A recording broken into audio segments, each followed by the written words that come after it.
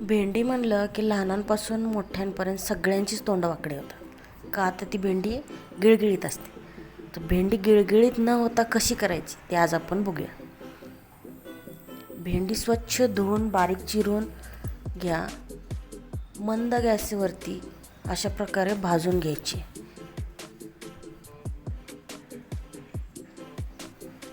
फोडणीसाठी कढईमध्ये 2 चमचे तेल, बारीक चिरलेला लसूण घालायचा.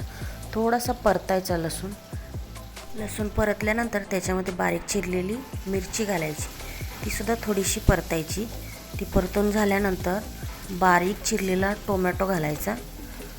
तो पण थोडासा परतून घ्यायचा.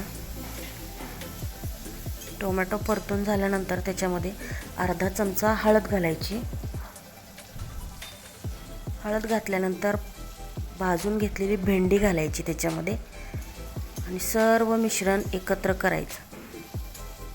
बघू शकता तुम्ही किती सुटसुटीत अशी भेंडी तयार झाली आपली.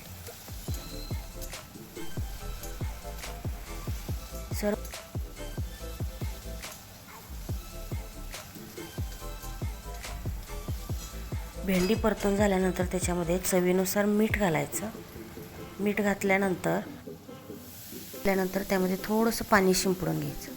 पाणी शिंपडल्यानंतर परत पूर्ण भेंडी एकजीव करायची. एकजीव केल्यानंतर त्याच्यावरती झाकण ठेवून 10 ते 15 मिनटंच भेंडी शिजवायची. 10 ते 15 मिनटानंतर भेंडी आपली तयार आहे.